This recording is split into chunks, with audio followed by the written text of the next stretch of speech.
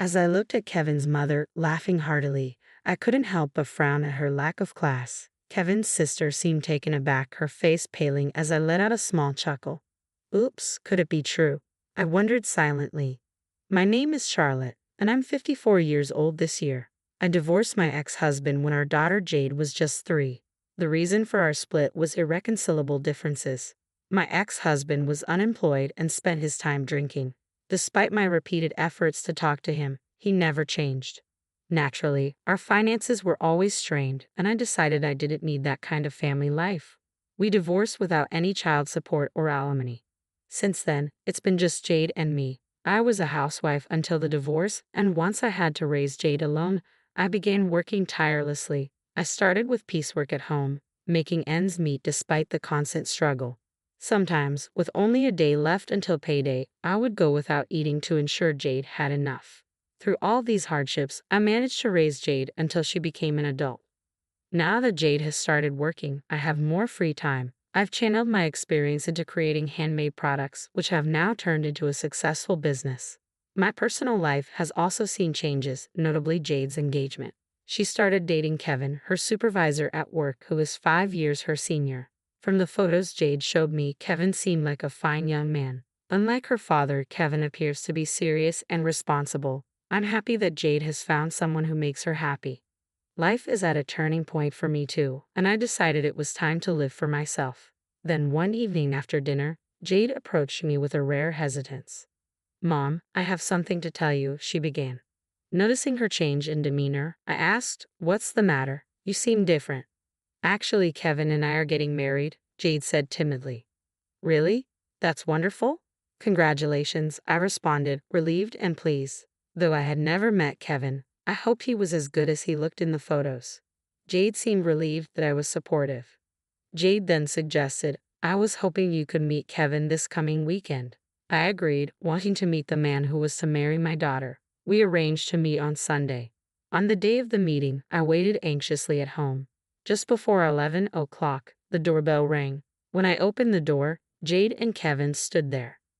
"Nice to meet you. I'm Kevin, Jade's fiancé," he greeted politely. I was relieved by his manners and invited them inside. Kevin seemed like a fine young man, and he brought along a gift of famous brand sweets, explaining how he and Jade met. "Kevin, stop it, you're embarrassing me," Jade said, blushing. The pleasant atmosphere shifted abruptly when Kevin asked, "By the way, is your father at work today?" I was startled by his question and noticed Jade's complexion change. She must have kept it a secret from Kevin that we were a single-parent family. In traditional households, single-parent families often face prejudice, and I couldn't help but feel that Jade's secrecy was misplaced. I braced myself to explain the situation to Kevin. "Jade might not have mentioned it, but I'm actually divorced from my husband. It's just been the two of us," I said. Kevin's smile faded for a moment, and his face went expressionless. "What's wrong?" I asked, feeling a twinge of anxiety. Maybe it was a mistake for me to be the one to bring it up. But just as quickly as his expression had changed, Kevin was smiling again. "It's nothing, please don't worry about it," he said, his smile returning. I tilted my head, confused by the sudden shift in his demeanor. I couldn't bring myself to ask any more questions at that moment. The wedding preparations continued smoothly, and Jade seemed excited, often asking me for my opinion on things like her dress. "What kind of dress should I choose, Mom? What do you think would be nice?" she would ask. "Well, I think your favorite would be perfect," I replied, though I was somewhat distracted. Kevin's expression from that day kept replaying in my mind, especially the moment when his face went blank. I couldn't shake the feeling that his family might have strong views about single-parent households. So, I asked Jade, "Did Kevin say anything about us being a single-parent family on the way home that day? Do you think his family might be opposed to the marriage?" Jade looked puzzled. "He didn't say anything special, Mom. Are you worrying too much?" Her reassurances did little to ease my concerns, and unfortunately, my fears proved true. One night, as soon as Jade came home, she called my name with a somber expression. I was startled and asked, "Jade, why the long face? Did something happen?" Jade remained silent for a moment, an unusual sight given her typically optimistic nature. Eventually she spoke, though it was clear she struggled with her words. "Actually, Kevin's family isn't happy about our marriage," Jade said with a downcast look. "They're upset because we're a single-parent family. They think Kevin might have a hard time because we're poor and from a single-parent background. I felt a pang of sympathy for Jade. That's awful. It must be incredibly painful to hear such things from the in-laws. I asked her seriously, did Kevin's mother actually say that? Jade nodded silently, confirming my worst fears. I was enraged by what I'd heard. It was infuriating to think that we were being judged as poor simply because we're a single-parent family. Yes, we've had our struggles, but we've worked hard and built a decent life. I've worked as hard as anyone to provide for Jade. Then Jade revealed something even more shocking. Kevin's sister said a lot of awful things too, she confessed, her voice filled with sadness. She claimed that we're just after Kevin's money and that there's no way they could accept us as family. It's really hurtful. Jade's face looked incredibly lonely and disheartened. I could see how deeply those words must have affected her. It was appalling to hear such terrible judgments about me, especially when they haven't even met me. I could barely believe Kevin's family could be so harsh. What did Kevin say about all of this? I asked Jade, recalling Kevin's expression when he visited our home. His face had gone expressionless, and I wondered if it was because he was anticipating his family's reaction. It seemed clear that his family held strong prejudices against single-parent households. I began to worry about what the future held for Jade and me. But then Jade reassured me. Kevin defended me. After all, I work at the same company as Kevin, so it's absurd to think I'd ask him for money. I felt a wave of relief. If Kevin was on Jade's side, that was reassuring. I murmured to myself that Kevin's support was crucial. If he had sided with his family, I would have been deeply concerned about Jade's future. She would likely face ongoing snide remarks from her in-laws and feel marginalized. However, with Kevin standing by her, things might improve. A few days later, Jade brought up the idea of a meeting with Kevin's family. "Mom, I want to have a face-to-face meeting with Kevin's family before the wedding," she said. "I'm really sorry to ask, but it seems Kevin's mother insisted. She said that it's common sense for your mother to meet her future in-laws at least once." Although Jade apologized for the inconvenience, I agreed to meet Kevin's family for the marriage greetings. I wasn't thrilled about it, but it seemed proper. On the day of the meeting, Jade and I went to a restaurant near Kevin's family home. The choice of restaurant had been explained by Jade. "According to Kevin's mother, we can't invite you to their home until we're officially married. There's a fancy restaurant nearby that should suffice." The restaurant, chosen by Kevin's mother, was an upscale venue costing $300 per person for a meal. I occasionally visited it for business but rarely for personal reasons. I was puzzled by Kevin's mother's choice. When Jade had first met Kevin's family, his mother had chosen a nearby cafe. Moreover, Jade ended up paying for Kevin's mother's tea, though Kevin later reimbursed her. I couldn't understand why Kevin's mother was so condescending, especially considering we were the ones invited for the marriage greeting. I couldn't help but frown at the situation. If I, as Jade's mother, refused to attend, it would be Jade who would be blamed for the perceived rudeness. After the marriage, she might feel even more out of place, and that was a problem I wanted to avoid. So reluctantly, I accepted the invitation. I applied light makeup for the occasion. Although I usually wear full makeup for work, I thought it best to keep it understated today. I also chose much plainer clothes than usual. Flashy attire might give the impression of being a big spender, especially among the in-laws, and given the rumors that I was after Kevin's money, it seemed wise to dress modestly. With this in mind, Jade and I entered the fancy restaurant, where we were escorted to a private room. Inside, Kevin and his family were waiting. Jade's mother, "Thank you so much for coming today," Kevin greeted us politely. "Thank you for the invitation," I replied, expressing my gratitude. I then turned to Kevin's parents and sister, who greeted us with condescending smirks. It was clear we weren't welcome. "Thank you for taking the time to meet with us today. My name is Charlotte, and I'm Jade's mother. I look forward to getting to know you," I said cautiously, bracing myself. Kevin's mother smirked and responded, "I don't particularly feel like looking forward to it." Kevin admonished his mother, but she remained unfazed. "After all, being from a single-parent family is problematic, isn't it? You must be struggling with money." "Even your clothes are so plain," she said, looking me up and down before snorting disdainfully. It seemed my decision to dress modestly had backfired. Kevin's sister joined in with snide remarks, laughing. "You could have married someone more decent." Kevin really drew the short straw, didn't he? Taking on a poor mother and daughter. I was irritated by her comments. Such remarks were incredibly rude, especially for a first meeting. However, disrupting Jade's marriage was not an option. With a sigh, I reluctantly took my seat, trying to keep my composure despite the uncomfortable situation. I chose not to retort despite my irritation. The in-laws seemed amused as they watched me while Jade looked at me with concern. Kevin appeared slightly angry, his brow furrowed at his family's lack of manners, but his mother was in high spirits. "We've reserved a course meal for today. It's $300 per person," she announced excitedly to her daughter. "I'm really looking forward to it. The meals here are quite expensive, so we must make the most of it." Her enthusiasm was palpable, and Kevin's father nodded in agreement. After a while, the staff brought out the dishes, a colorful array of amuse-bouches presented as 3 different types on a single plate. They all looked delicious, but to my dismay, only water was placed in front of me. I was about to call the staff back, but they had already left. The solitary glass of water felt like a stark reminder of our status. Kevin was dumbfounded by the scene, and his sister, possibly aware of the slight, snickered. Jade noticed too, and said anxiously, "Mom." Kevin's mother, with a smirk, declared, "Oh, the poor can make do with water, right?" She burst into laughter, clearly enjoying the situation. I frowned at her lack of class. "What does this mean?" I asked, bewildered. Despite being invited to this restaurant, it seemed they had no intention of hosting us properly. My irritation grew as I realized the disrespectful intent behind their actions. Kevin's mother continued to mock me, her voice dripping with disdain. "Not only are you from a poor single-parent family, but you're also slow. We have no reason to welcome someone as worthless as you," she said, scrutinizing my outfit from head to toe before snorting derisively. Her husband nodded in agreement, as if it were only to be expected. "It's shameful to be a single parent. A woman abandoned by her husband is nothing but flawed," he added with a burst of laughter. His assumptions were baseless and unilateral, but he didn't seem to care. I found his comments truly unacceptable.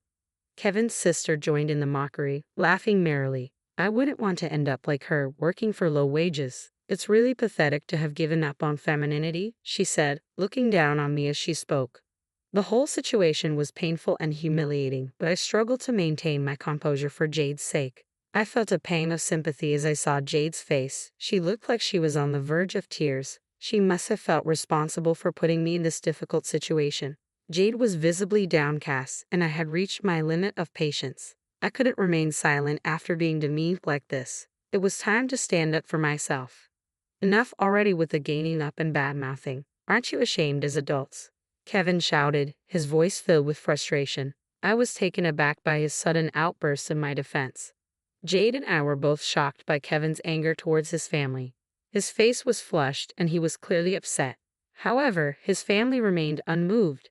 His mother continued to laugh joyfully, saying, "There's no need to defend poor people. Why are you so angry?" His father nodded in agreement, as if to say Kevin's words had no impact at all. I was appalled by his parents' lack of empathy. It seemed clear that they were lacking in basic decency. As my irritation boiled over, I decided it was time for a counterattack. I had an ace up my sleeve that might surprise them. At that moment, Kevin's sister began staring intently at my face. I accidentally glared back at her, and she muttered something to herself. Suddenly, her face went pale as she seemed to recognize me. I couldn't help but let out a chuckle at her reaction. She trembled as she looked at me, clearly rattled by the realization. Noticing her condition, her father asked in confusion, "What's wrong with you? You've been acting strange." The mother also seemed surprised and expressed concern. "Oh no, you're as pale as a ghost. Are you feeling unwell?" Despite her words, her daughter's trembling didn't stop. It was clear that she had made a connection. Quietly, she asked her father, "Dad, the company you work for is Thompson Handicrafts, right?" She stared at him, seeking confirmation. Thompson Handicrafts is a small to medium-sized company with about 100 employees, and I was familiar with it because it's related to my work. Her father laughed off the question. "What's with the sudden curiosity?" "I may not look it, but I work hard as the head of the sales department," he boasted. "And through my connections, I even got you a job at our company. You should be grateful," he added with a hearty laugh. It was clear that his comments had defeated and disheartened her. Her father, puzzled, asked, "But why are you mentioning this? Are you trying to boast about your full-time position? This poor woman is probably just a temp worker," he sneered, looking down at me with disdain. I silently vowed that he would regret his words. She sighed and began to explain. Dad, don't you know who our company's clients are? Her father looked puzzled. Our clients. Kevin's mother, a full-time homemaker, wore a blank expression, seemingly unable to grasp the situation. She continued, though with some difficulty, I've met Jade's mom before at the company. She was wearing heavier makeup then, so I didn't recognize her immediately. Her father seemed confused. What do you mean, inside the company? I remember the faces of all employees, including part-timers, but I don't recall such an old lady. I frowned at being called an old lady, but he seemed preoccupied with other thoughts. Hearing the mention of the company, he appeared to be desperately trying to recall something. I realized it was no surprise he didn't remember me, as we had never interacted directly. She continued apologetically, Jade's mom, I'm truly sorry for everything. The parents grew agitated. Why apologize? There's no need to say sorry to someone so poor, said the mother dismissively. Exactly. Don't you have any pride, apologizing to a poor person like this? Her father yelled. Jade, glaring fiercely at her parents, said, Dad, Mom, Jade's mom is actually very wealthy, much wealthier than you. What did you say? Her father demanded, his eyes widening in disbelief. Her mother, equally stunned, shrieked, How could you say such a thing? Jade responded calmly, Jade's mom is the president of the company. I've served her tea in the company's reception room. You know greenbags? At the mention of greenbags, her father froze, then slowly turned his head towards me, his face paling. I couldn't help but chuckle. Greenbags was a brand Thompson Handicrafts had recently collaborated with. Kevin's mother gasped, Greenbags? That's the brand with stores and department stores. Even my bag is from there. She glanced at her bag nervously, which I had noticed earlier. As we entered the private room of the restaurant, I had spotted her holding the bag carefully under her chair. It was a familiar sight. She was using it despite the restaurant's high-end etiquette. I chuckled softly and remarked, I'm honored that you're using my brand. It's a magazine freebie, isn't it? Her face turned bright red as she looked down, clearly embarrassed. It seemed she was mortified that her favorite bag was revealed to be a promotional item. I swiftly retrieved my business card from my cardholder and presented it. I'm Charlotte Green, the representative of Greenbags. The parents stared at the card in shock. Her father was visibly trembling as he examined it, while her mother looked equally stunned. I addressed them coolly. It seems a collaboration with Thompson Handicrafts might no longer be feasible. What a pity. His face registered immediate alarm. Why? That was the project President Thompson was most invested in. If it falls through, what will happen to our company? His voice quivered with fear. His wife, confused, asked, What's going on? I explained, Thompson Handicrafts has been struggling financially. The interest in handmade crafts has waned significantly. When I was younger, my mother would sew everything by hand, but now, cheap mass-produced items are the norm. Thompson Handicrafts has been hit hard by this shift, and their sales have been declining year after year. President Thompson proposed the collaboration as a last-ditch effort to revitalize the company. Initially, I wasn't very interested in working with a small to medium-sized company like Thompson Handicrafts, but President Thompson's passion was compelling, and I eventually agreed to collaborate on producing bags. However, that's no longer relevant. The father continued to tremble, clearly frightened by the news. Ignoring his fear, I added, There's little benefit in continuing the collaboration. I was initially swayed by President Thompson's enthusiasm, but it's not a priority for me anymore. I fixed a cold stare on the father, who was sweating under my gaze. Suddenly, he began to profusely apologize. Despite his desperate pleas, Jade and Kevin looked on in surprise at his deep apology. I'm truly sorry, he said, bowing deeply several times. His apologies seemed to be more about protecting his own interests than expressing genuine remorse. From my perspective, they held little weight. I spoke with an icy tone. An apology now, after all the disdain you've shown towards Jade and me? Do you really think an apology can fix everything? Your mindset is incredibly naive. Realizing his apologies wouldn't alter the situation, he quickly stood up, clearly more interested in saving face than offering genuine contrition. His wife, still puzzled, addressed me with a flippant smile. We're going to be family, so you can forgive us, right? I'm a big fan of greenbags, and since we're family now, I should be able to get some products for free, shouldn't I? I was so taken aback by her audacity that I couldn't immediately respond. Kevin interjected with a grimace, "Mom, that's entirely unreasonable." Her request was beyond belief, yet she seemed unfazed by the reaction. "Why not? You must have plenty of stock. It wouldn't hurt to give away a few items," she persisted, both her husband and daughter watching in disbelief. I replied flatly, "Our products are not given away for free, especially to those who are still strangers to us." Her frustration was evident. "But Jade and Kevin are getting married. That makes us family, right? You're a president. You should be providing financial support," she said nonchalantly, still harboring her earlier disdain. It was clear she hadn't reflected on her behavior at all. Kevin, unable to contain his anger, rebuked her. "Mom, you've changed your attitude just because you found out she's a president. Aren't you ashamed?" His mother laughed it off, unbothered. "Presidents have money to spare, right? Surely you can share a little with us." I quietly told her, "Even if Jade and Kevin get married, I have no intention of associating with you." Her surprise was palpable as she approached me. "Don't say that. Once Kevin gets married, we'll be family. Giving away a bag or two wouldn't hurt." I was truly irritated by her persistence. Just as I was about to respond, Kevin stepped between us, his face troubled. "Kevin," I said, noting his discomfort. "I knew you were the president," Kevin's father said, looking regretful after Kevin's confession. "I kept silent because I was sure my parents would trouble you if they found out." Kevin glared at his father. "You knew I would have acted like Mom if you'd have told me. What kind of attitude is that towards your own son? Keep this up and you'll be disowned." Kevin's words shocked Jade, who looked flustered. Kevin continued resolutely, "I'd rather be disowned. I'm cutting ties with you. I want to cherish Jade from now on, and I don't need a family that disregards her and her mother." His mother broke down in tears on the spot while his father and sister stared at Kevin, stunned. They likely never imagined he would sever ties with them. Their reaction was a harsh consequence of their own actions. "Please live with regret for the rest of your lives," I added coldly. "I imagine you'll face many hardships in the future." Jade then joined in, stating firmly, "We won't even inform you if we have children. Please spare us the agony of having you as grandparents." The room filled with her anguished cry. Kevin's quiet remark, "We're done being a family," only deepened their distress. His father and sister, now tearful, seemed to want to plead with us, but we ignored them. After leaving the restaurant, I later learned that Kevin's father and sister had been fired from their company the day after the incident.